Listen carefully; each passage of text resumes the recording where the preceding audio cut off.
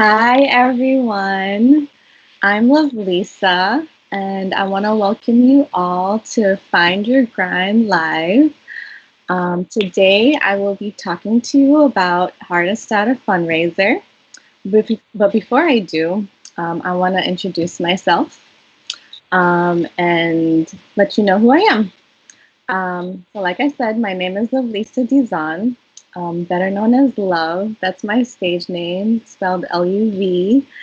I was born, raised, and currently living in Jersey, New Jersey City, also known as Chilltown. I'm a DJ, a cyclist, and an event producer. In the past, I've worked in artist management and development, working at Philip Records under Jillionaire, who used to be with Major Lazer. And I'm also a community leader. So I just want to thank you all for being here today.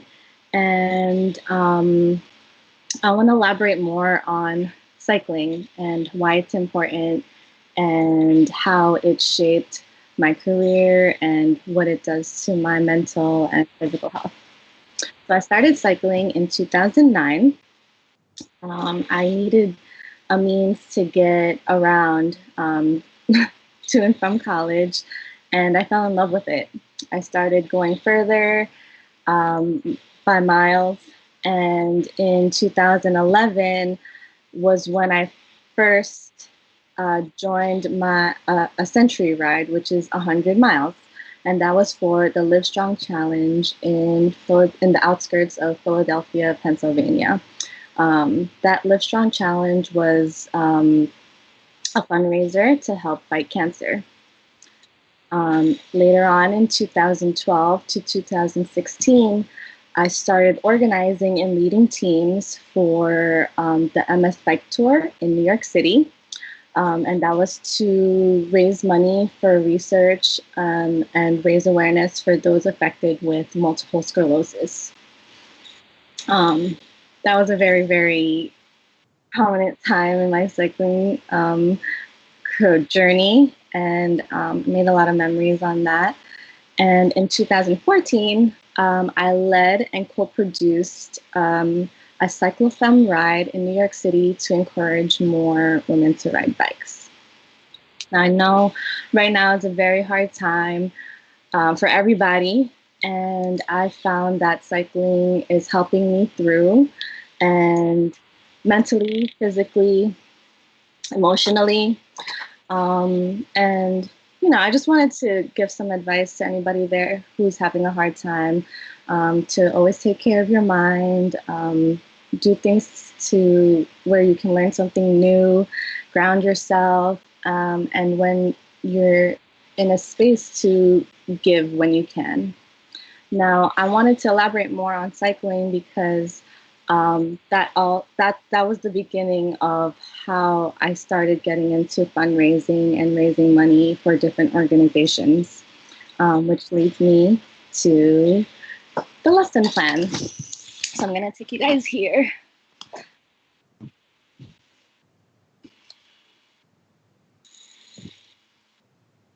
I'm gonna undo my screen 1 second.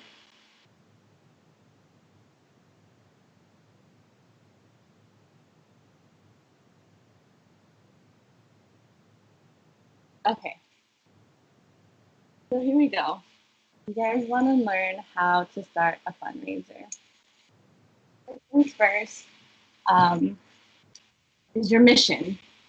This is the foundation for your fundraiser, to fundraise for marketing and communications. This also helps guide you with decision-making processes, and it will make others want to learn about your goals and gravitate towards your organization.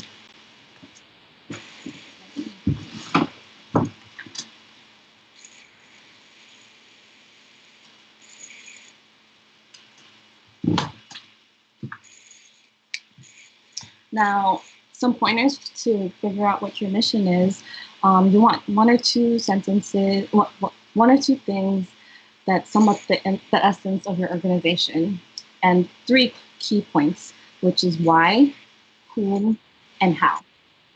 Make it very, very clear to your audience and make it memorable.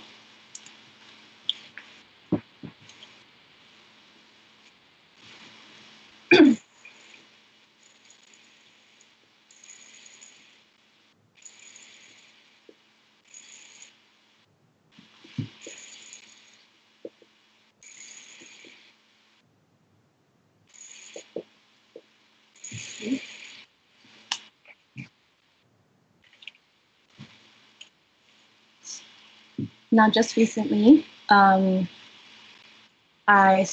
helped organize a fundraiser called Chilltown Strong, and our mission was to raise money for frontline workers and support local businesses. So make sure when you're finding out what your mission is, you know that it matters, so other people can gravitate towards that. Now, the second step is determining your goal. So set goals that are reasonable, set goals that are achievable.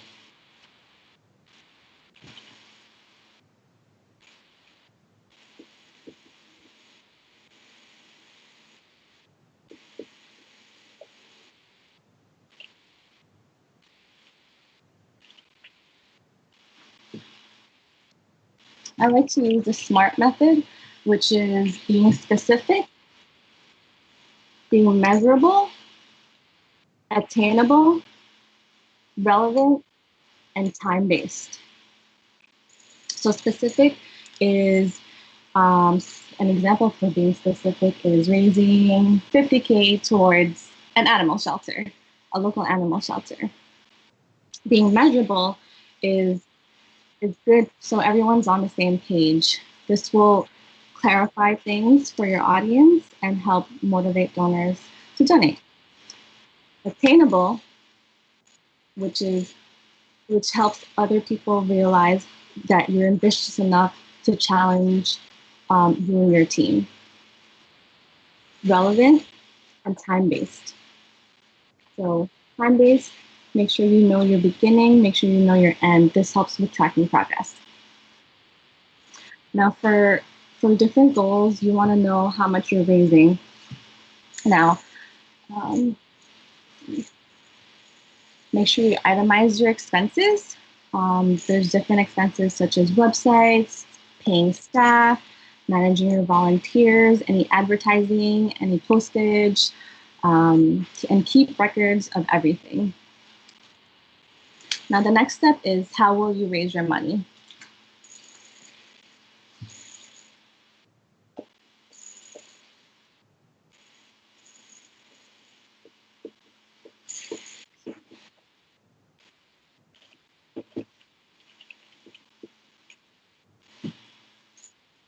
Some ideas for this would be the bike race. So the Live Strong was a good example for that. Also the multiple sclerosis bike tour.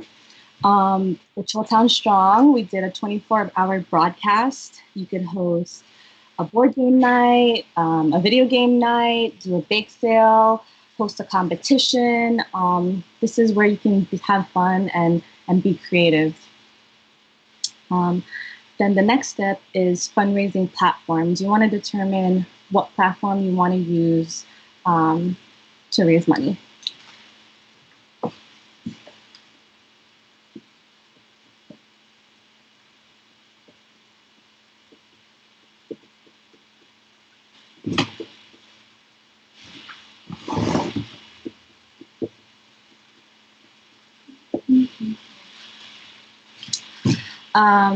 You want to make it easy for your audience to donate. So there's tons of different platforms where you can donate, you can use. A lot of the most common ones is GoFundMe and Kickstarter. Kickstarter is good for creative projects. Facebook is another one. I've seen others use Facebook and fundraise during their birthdays. Patreon is good for bloggers and podcasters. So there's different ones you can pick and choose which is most suitable for your type of fundraising. Now, the next step is to find your collaborators. Let me put 5 here.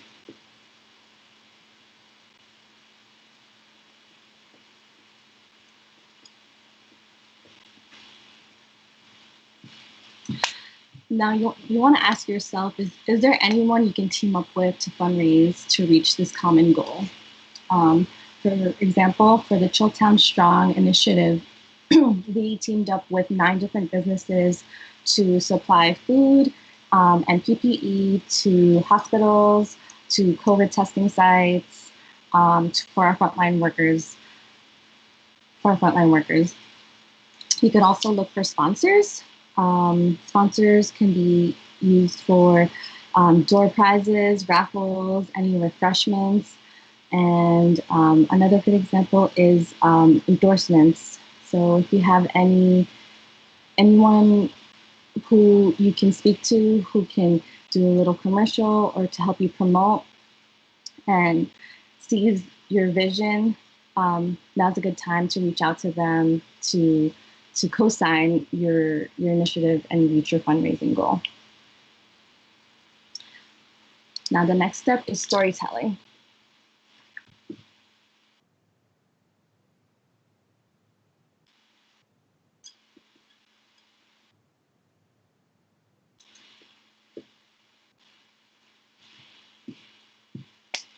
You want to ask yourself a couple of questions when it comes to storytelling. Who are you fundraising for? What are you fundraising for? How will the donations raise aid you or others? Why does the recipient need this donation? You want to be engaging to your audience. Tell my story, create a video.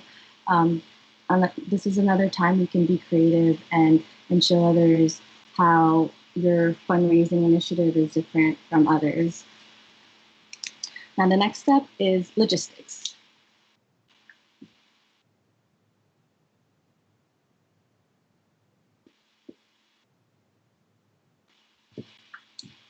Build your team.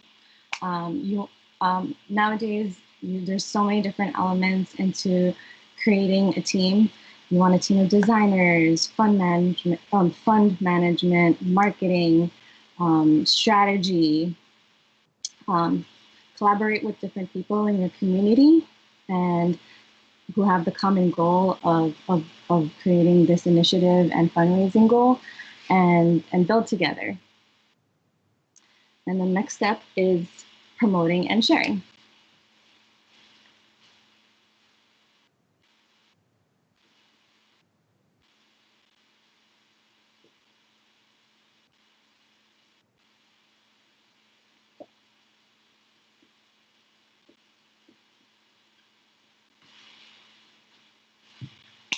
For promotion, I like to reach out to my inner circle. So when I'm catching up with friends or family, I let them, when we're catching up, I like to let them know what I've been up to, which includes my fundraiser. Let them know about it, and then utilize your resources. You can create a campaign video. Everyone's on social media now, so blast it on Facebook, Instagram, Twitter. Um, Another thing people tend to forget is emails. We always complain about the algorithms on social media and things like that, but emails, people get them. They sit in your inbox. So definitely send out some emails and let people know about your fundraiser. Text messages. The old school way would be flyers. Go to your local businesses. Get some posters hung up there. Really just try to share it and let others know.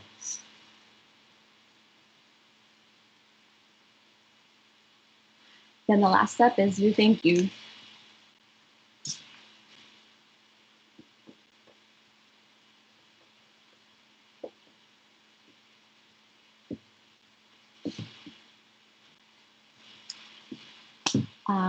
Handwritten notes are always a good angle coming towards this, especially since it's for a good cause.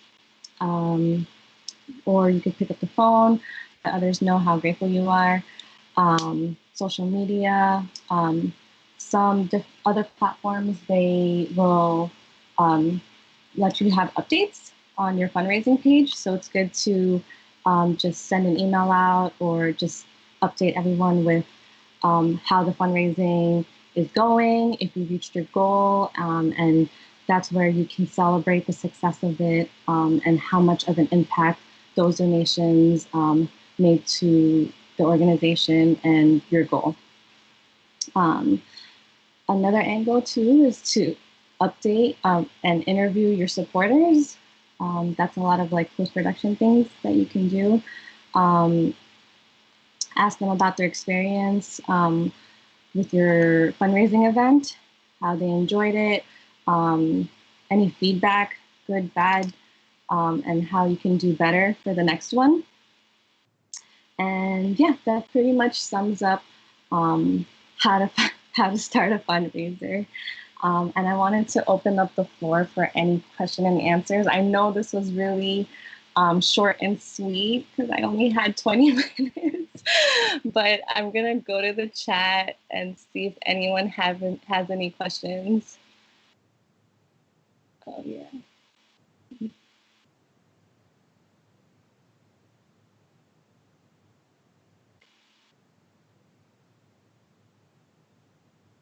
Okay, let me start with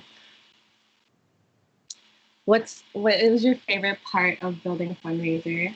My favorite part is strategizing. I love getting everybody together, building my team, seeing who's interested in just the bigger picture, which is, you know, for instance, for Chilltown Strong, who wants to help our frontline workers, and like everybody does, you know, like they're the ones who are putting their lives at risk for us, and it was really special to see everybody contribute and get excited about raising money for them. Let's see what else. What's been your favorite fundraiser you've done? My favorite fundraiser was probably my first one, which was the Live Strong tour. Just because I have a very, very deep passion for cycling, and my mom's a cancer survivor. So that one was really, really special for me. What was your first role when fundraising? My first role was a volunteer. Everything that needed to be done, I was there. That was, yeah. Okay, Deval is asking, hi Dave. Which platform did you find useful when starting your fundraiser? So we used GoFundMe. And I chose that one because it was the most common one. They don't take a lot out for costs for their own organization. So that was the most beneficial for us. Next question, how much money should you already have to work with when you're starting a fundraiser? That's a good question. I'd like to say a lot of your expenses is 25% of your actual fundraising goal. So once you figure out your fundraising goal, monetary wise, you'd want to take 25% of that for your expenses. Little My Sunshine, how do you go about starting that initial conversation with potential sponsors and collaborators, emailing or contact owner directly? Me personally, I love going to the business and introducing myself either to the staff or any managers and letting them know flat out what you're doing. Usually managers will point you in the right direction and let you know who you need to speak to.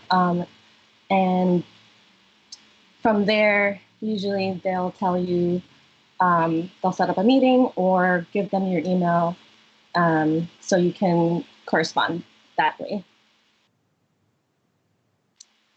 Arlo, hey Arlo, were there any changes with using major or known platforms? Oh, charges. Yes. I'm assuming like fundraising platforms. So um, uh, GoFundMe is 3.5%. That's what they take out before um, you debit any funding. Tell us, next question. Tell us where you can find, oh, is our time up? Oh no. I'm gonna answer one more question from Deval's, David. Can you elaborate on the logistics of, okay.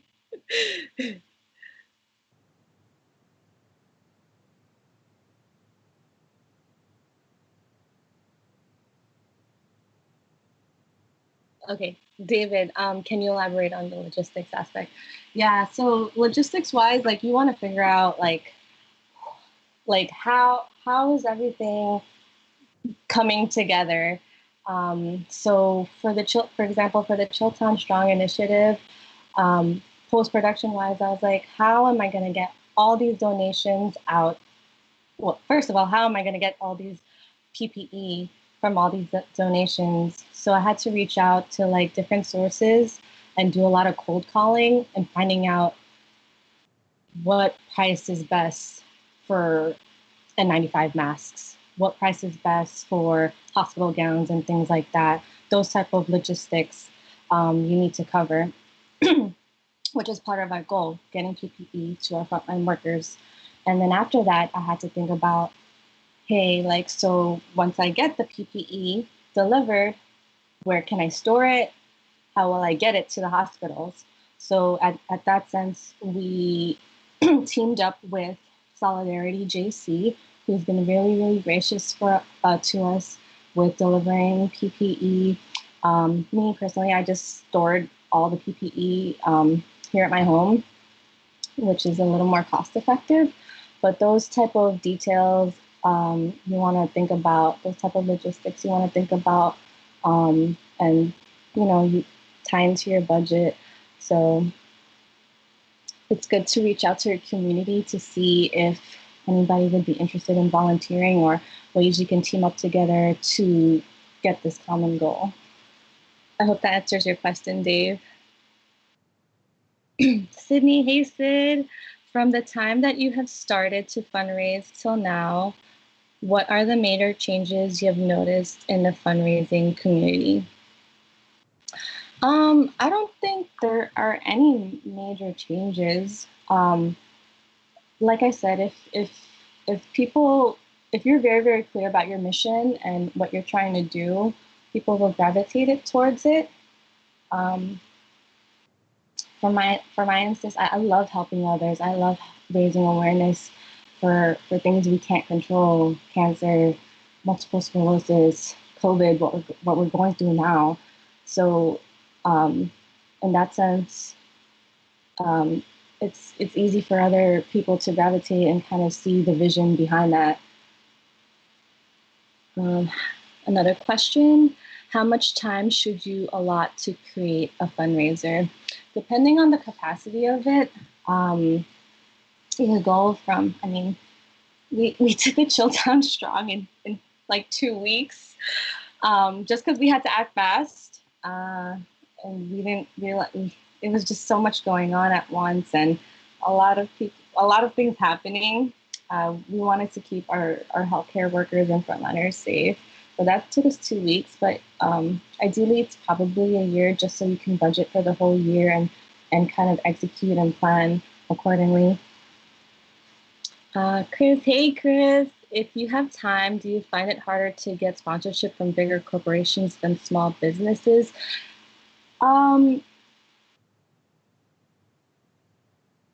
Not harder in a sense where, yeah, because you have to pitch it to them. But for me, I love supporting local and small businesses. Like I'm a big, big, big, big supporter in that. I'm a big supporter in entrepreneurs. So it can be harder. A lot of it is like just like networks for bigger sponsorships or corporations. But for me, I'm a big stand for local businesses. I love collaborating with them and bringing the community up in that way. Can you tell us more about Chilltown Strong? Yeah, so Chilltown Strong was an initiative. Um, well, it started because I have a lot of friends, like, since I was born and raised here and I grew up here, I have a lot of friends in the medical field, and they were telling me um, stories of what goes on in these hospitals and how they felt unprotected.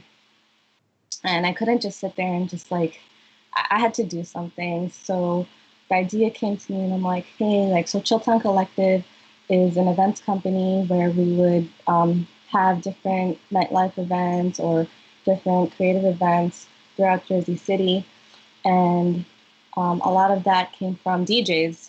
So I was like, hey, like, I have this big roster of DJs who love music, and let's do a broadcast to raise money for them.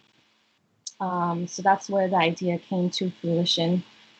And we raised 10K, which was our goal. We had two parts. We did part one, we raised a little bit more than half of our goal in 24 hours. And then to continue our fundraising efforts, we did a part two, and we reached our goal over 10K. And we're still fundraising. So we're continuing, spreading good vibes through music and things like that. The fundraising page is still up. If you want, you can donate and find more info on Chilltown Strong, which is smarturl.it/Chilltown Strong. Is it better to land one big corporate sponsorship or a lot of small businesses?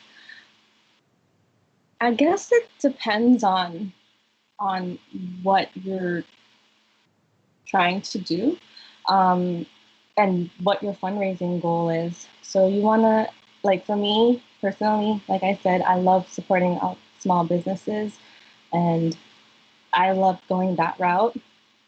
But if you have an opportunity where you can negotiate something with a corporate company, then give it a try. See how they'd want to support you, and you can go from there. You mentioned that you are also a DJ. How have you tied that into fundraising? So, like I said, for the Chilltown Strong, I think we had a total of like 40, 47 DJs and artists to help raise money, playing music through live DJ sets to raise money for the Chilltown Strong initiative. Um, I always say, like, we're all gifted with all these talents and things like that, and we should be using them for the greater good. So I've done a lot of DJing for non-for-profits, for fundraisers, just because I like to give back. David has another question, last one, I promise. In your opinion, what do you think the most important thing for someone starting their first fundraiser? I think the most important thing is building a solid team. So this is your foundation, and make sure everyone has that common goal. Work with your friends, and yeah, teamwork makes the dream work. Another question, are there differences in working with big or small businesses with sponsorships? There are, and it can get kind of, small businesses, usually they can contribute small things, like, or just like refreshments and door prizes and things like that. Whereas like big companies, I mean, they have they have the money, they have these things. So you have to do your best to try to pitch these ideas to them, which can get a little, just the it can get a little complicated, but um, like I said, I love working with small businesses. So Chris has another question. How do you feel about cold marketing versus warm marketing? Like cold calling, like things like that?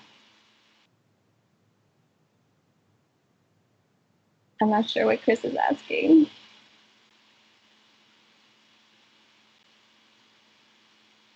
Um, I mean, a lot of who I work with is based on relationships. I like knowing who I'm working with and aligning our values and our goals. So, okay, cool.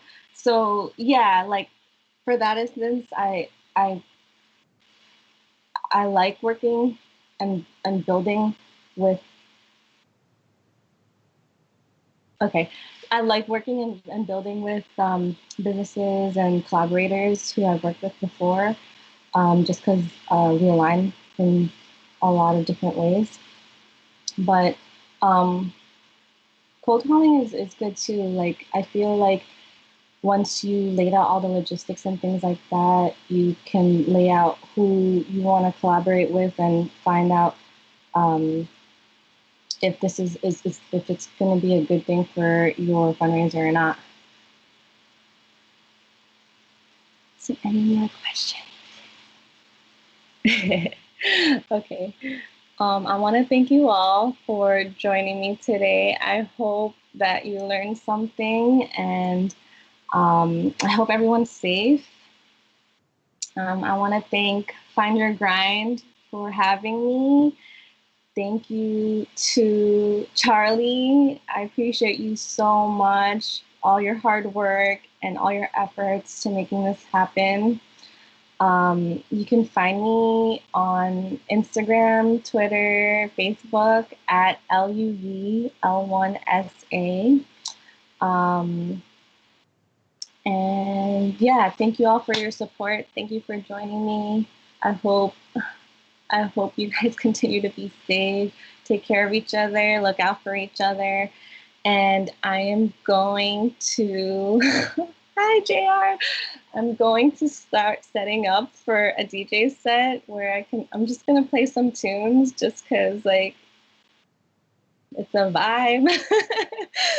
So, thank you so much, everybody. Thank you for being here. Appreciate you all.